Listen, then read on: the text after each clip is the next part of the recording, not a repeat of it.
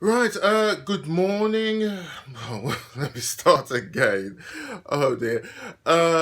Good morning, hello, and welcome. Daniel Dew Jennis coming to you from London as always. Trust you're all well wherever you are and you're all safe. Time check, it is 10:20 a.m. Greenwich Mean Time. I'm in London, so it's GMT plus zero. We're still in winter time here until the end of the month when it will be GMT plus one when the clocks go forward an hour to save daylight. Right. What I want to talk about today is the current crisis that we're all in, wherever you are on the globe and you're watching this. It's the same issue. It's the same issue.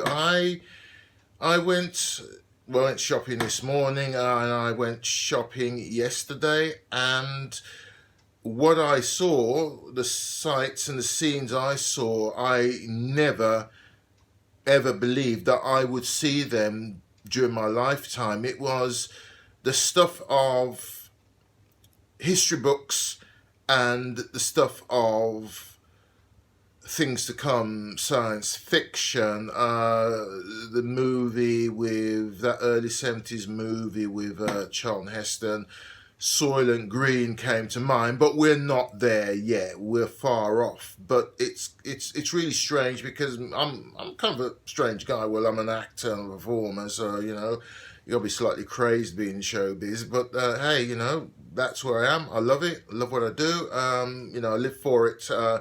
But usually, being the creative person I am, I'm always got something rolling around my mind creatively. It comes down to nearly two things when it comes to thoughts on society, where we're at, where we're going. So at one end, it's kind of I'm mentally writing my own version of H.G. Wells is The Shape of Things to Come.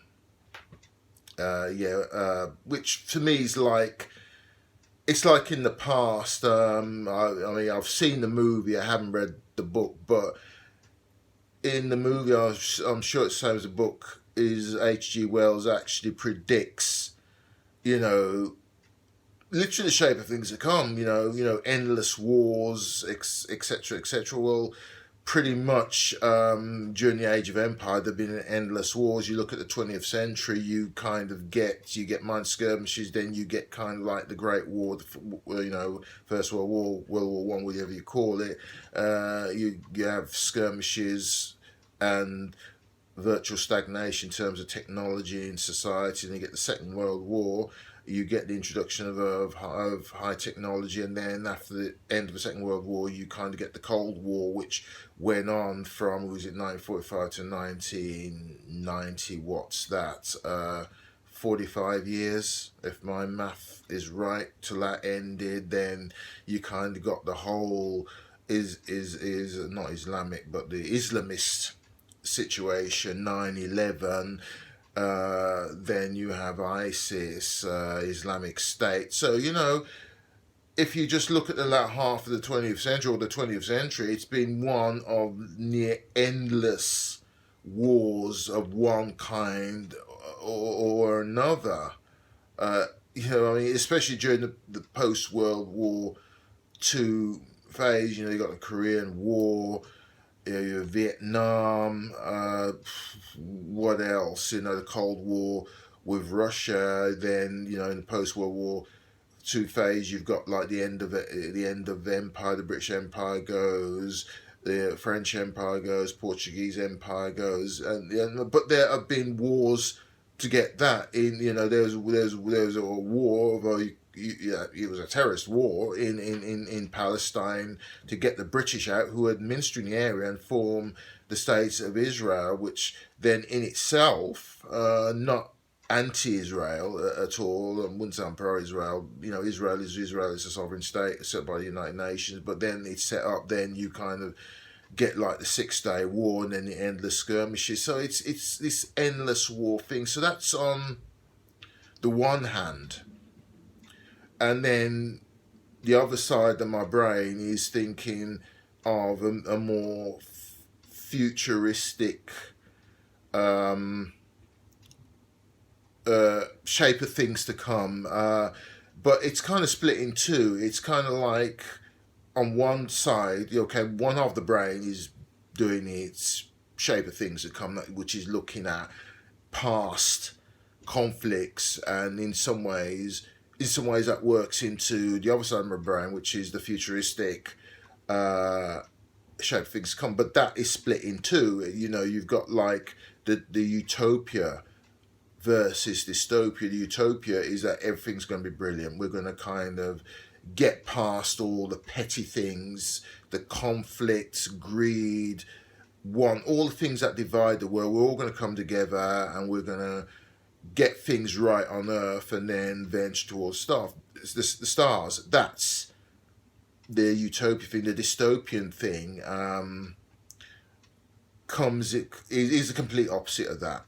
You know, the world's going to go to hell in the basket. You know, and you know, 1970s sci-fi, I really, in terms of movies, up until about maybe the first Star Wars, or Star Wars Episode 4 as it's known, but you go from like the late 60s, the whole Planet of the Apes thing, you go right through to, you know, Dark Star, Soylent Green, the Omega Man, and there's let's see now, Phase 4 about super intelligent ants that seek to change humanity, or whatever, all life on Earth to a hive mind. You got that kind of dystopian thing, and that's why that's why I never really liked, you know, 70s sci-fi. Oh yeah, TV, like $6 million Man, the Bionic Woman, Star Trek, well, Star Trek 60s and stuff. But I think once Star Wars Episode 4 came out, it just kind of changed that face. Because up until then, I mean, I've forgotten Logan's Run. It's,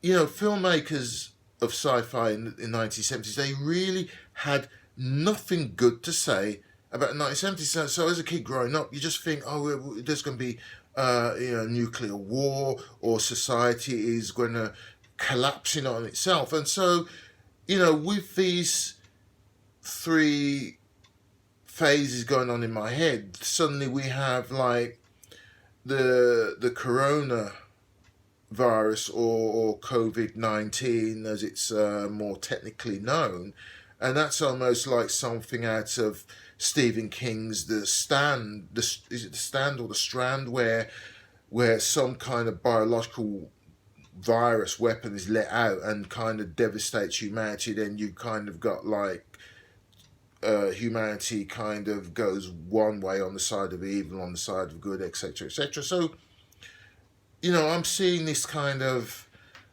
mass panic in the shops, and I saw it this morning. I mean, I wasn't queuing outside. I went at a time when shops have been open, and they're not open. People are still queuing for stuff. You know, this was stuff that people told me who lived through the Second World War in Britain were telling me. You know, things were rationed.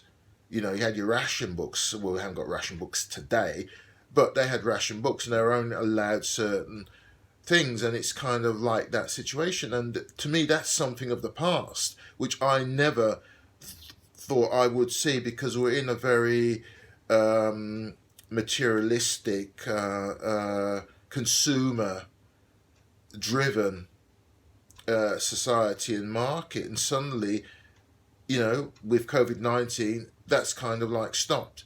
You know, things are not on the shelf, and if there are, you can only have two of any one item. Some people said, well, they should really have done that before, because, you know, people just got stupid and started mass buying. Now, not everybody can actually do that. For example, if you're on welfare, you know, state benefits because you're unemployed or you're unable to work through disability, illness, well, you only get your money at a certain time. So you can't go out and just panic buy when you want to. You know, in, dare I say it, more normal times, you get your money. I think with Universal Credit, as it's now known in United Kingdom, you get paid monthly. So you would do your shopping in bulk depending on what your budget is, but you would only be able to do that, once a month. But if you're on welfare and you get paid, goes to your bank account, comes by check or however you're paid, and you go to shops, and that's the only time, excuse me, and that's the only time you're going to be able to do your shopping, and there's nothing on the shelves, or you can only buy two of any one thing, whereas you probably would have bought enough food based on your budget to last you that time. Well, you haven't got that chance.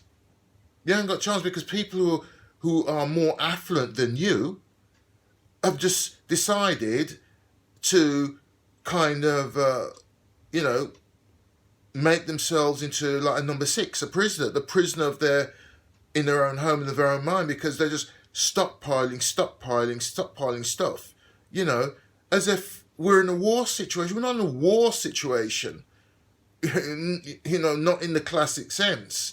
I've been going out to shops whenever I need to, and it's not bulk buying. It's just buying a couple of items that I know will last me a certain amount of time. But those things are not on the shelf. Dry goods, pasta, tin goods. I mean, most of that stuff in most stores in the area I live in, East Central London here, the shelves are empty, completely, utterly empty. The bare essentials. You go to a pharmacy, a drugstore, you want to get your disinfectant, antiseptic, your sanitized wipes, disinfectant, whatever. All that's gone. So you imagine if you are elderly and you can't get out very much, or you can get out and you like to get out and go and be independent and do your shopping, well, you can't, because everybody else is so greedy, stupid, selfish, that you can't get anything. And this is human nature. There's the other thing, I haven't looked into this myself, but friends have been telling me that, some people who've actually hoarded stuff are now selling it on eBay. I'm not sure about Amazon. And if that's not the case for Amazon, then I do apologize to the CEO of Amazon and all who work for Amazon. But certainly on eBay, people are buying, stuff, be it food or whatever, the cleansers and what have you. Excuse me, I've got oily skin, so my nose tends to itch. I'm not sure why. Excuse me. And they're selling it, at extortion. Oh, at extorted prices. My grammar's just going here. Yeah, carpetbaggers. Those people who make a profit at the expense of other people's misery. If you're an American, you're watching this and you know your history, you know that certainly in the southern states after the American Civil War, you had a lot of people like that going around with a lot of money going around and just buying up property, land, carpetbaggers. We've got them, but they just use eBay to do that. So that's really what I wanted to talk to you on another. I feel my skin's really oily, itchy. The other thing I wanted to talk to you about was I didn't do a video diary entry for Thursday. Reason for that was after the kind of day I had on the shopping expedition, the day just went really fast, and since the weekend I'd been playing around creating photography, video and things, putting it all together and creating little video projects. I'm doing it all via my trusty ailing iPhone 6, but it's got to the point where the memory's going, so bigger projects I couldn't do, but I put together a few things, few minutes. One I'm quite proud of is introducing Daniel JG KM K. Sorry, I'll start again. Introducing Daniel JG KCMG CBC MBC. Titles after my name. What do they mean? I'll let you work that one out. But they are on my Facebook page, which if you are not linked to me, if you're not connected to me on Facebook, you can search out Daniel Jougenis on Facebook, and there's a page there that you can look at. So, there's that. So, I mean, that's actually pinned to the page. I mean, that's an introduction. The other one was a video mosaic. I did 2 versions of that, and I did another one, a quick video. But they're on the page. They're also on YouTube as well. So, if you're watching this, you are actually watching YouTube. So that product is there. So in terms of work, this is something else I'm going on to now. In terms of work, I think 9 to 5 isn't really working for me, and I think the interview meeting I had last Wednesday last week, was kind of like the final nail, the straw that broke the camel's back. So I want it. I don't want to work 9 to 5, but I want to work. I want to make a living. But in the same time, it's like I don't need it. I want it, but I don't need it. Because I'm like a dog chasing its tail and not getting anywhere. And I think it's Albert Einstein that was quoted saying that the definition of insanity is doing the same thing and expecting a different result. I'm not getting a different result. I'm just getting the same bloody result of. I'm not even getting rejection letters. A new friend of mine, I don't think I mentioned her name, but I won't mention her name here, but I was looking at something she wrote on LinkedIn. I think as a response to somebody else's comment on LinkedIn, and she was saying that, well, she did 8 years in the US Air Force, so she's very clued up. Amazing lady. She just does just about anything, everything. Tell you, her name's Addie Lynn Clark. Yeah, amazing lady. She just multitasks anything. But to get to the point, she was saying that when she left the US Air Force, or in the process of leaving it, she just sent out her resume for jobs that she could do, jobs that she wasn't quite required to do, because she wanted to get back 100 rejection letters, and that was the building block for taking her forward in civilian life, and it worked. In my case, this is before I started communicating with Addie. I was doing that. On average, I was applying, and this is over the past 4 years.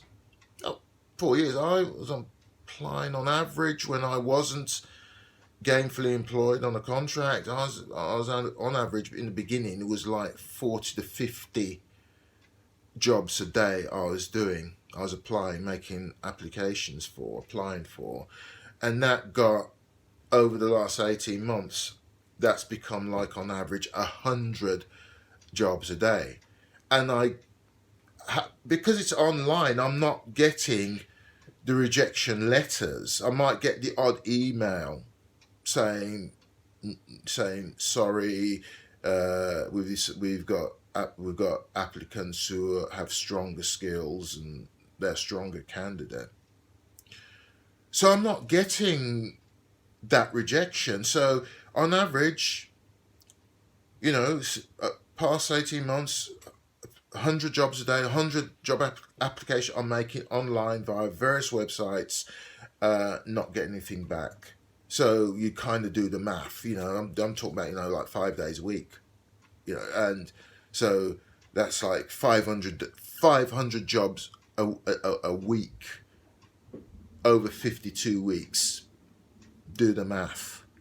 That's what I got. So it's kind of like COVID-19 is with us, it's doing what it is, and it's just like time to just stop. Stop this endless chasing your tail, trying to get somewhere and not getting anywhere. I know what I want to do. I mean, I'm not even talking about acting work here. I'm talking about the business, administration, business support, the civil service thing I was doing for 3 years. I mean, to pay the bills. I've got my guitars and stuff, but it's now to kind of enter a different phase. I think maybe I need to just focus, go back to what I used to do, like 20 years. Hold on. 20 no. Yeah, like 20 years ago, 15, 20 years ago, where I focused on acting full time, going to workshops, when I could afford to, doing my own stuff at home. And now I've got guitars, clarinet, flute, maybe start doing the music thing, just kind of take a step, just stop, take a step, and do what I want to do. I mean, the thing about from Saturday, Sunday, last weekend past through to Wednesday of this week, I was creating. I wasn't writing, but I did write. I did go back to my online newspaper that I write editorials every week, Digital World, Wired. It's there. I mean, I print stuff up on my blog. I did that, and I kind of felt charged up. So I, was looking at pictures I've taken and using the editing software on my iPhone. Was coming up with pictures, mosaics, and creative things, and then I started thinking about linking those with photographs or selfies I've taken Monday, Tuesday, Wednesday, linking all these things together. And that's where I created the stuff that you'll see on my Facebook page. You don't need to connect with me, but please do, send me a friendship request on Facebook. I'm up to about 4,500 people. So there's capacity for just under 500 more people, I think. Just under 500 more people, I think. So there's that option, but there is the actual Facebook page that you don't need to connect to me to actually have a look at, so you can see those videos there. So that brings me bang up to date with today on Friday. I should also mention that these things also on Instagram. I'm on Instagram, Daniel Dugenis. These things are there as well. I've made a lot more connections. People have reached out and liked, and they're following me. And if you're reading this, then by all means, follow me on Instagram. I'll follow you back. Same with Facebook. As long as I've got the capacity to, I try and follow everybody. The same with with Twitter. If you're following me, I follow you back. If I'm not, it's probably an oversight on my side. I don't always check these things, but so I've covered a lot today. Beginning with my shopping trip, my creative mind. The sci-fi based on the past. Shape of Things to Come, that links into the dystopia, utopia side of the brain. Of our much more prefer the utopia, but we are human beings and we are being led by psychopaths. So anything is possible either way. I mean, that's a very controversial thing to say, but I don't know. Sometimes you look at the world and words fail me. Watching this for, was it 26 minutes, just over 26 minutes, you'd find that hard to believe, but yeah, it is true. So I'm really making up for yesterday in that I didn't do a video entry, but I just felt the need to stop. I basically had creative burnout, excited by things. Then after that shopping trip, it's just like, you know what, nah, I'll take a day. So that's it for this week. I will talk to you again on Monday. Hopefully I will be a lot more fired up in terms of the creativity, and we'll see what else there is to discuss. But I think I covered a wide range of subjects about, well, basically it's where I am right now, really. So as always, take care of yourself, take care of others, be good to yourself, be good to others, and most importantly, stay safe. Yeah? Stay safe. My thoughts are with you all. Okay? So, talk to you Monday. Have a good weekend. I know it's like a ghost town where I live. I mean, one of the other entries I talk about life going on, the kids at the school near me playing, but there's nothing. It's just a dead calm. It's how it used to be here on public holidays, 25, 30 years ago. So that's where we are. So, I'll perk up now and wish you a good weekend and talk to you on Monday, okay? So take care and thanks for watching and being patient with me. See you. Bye.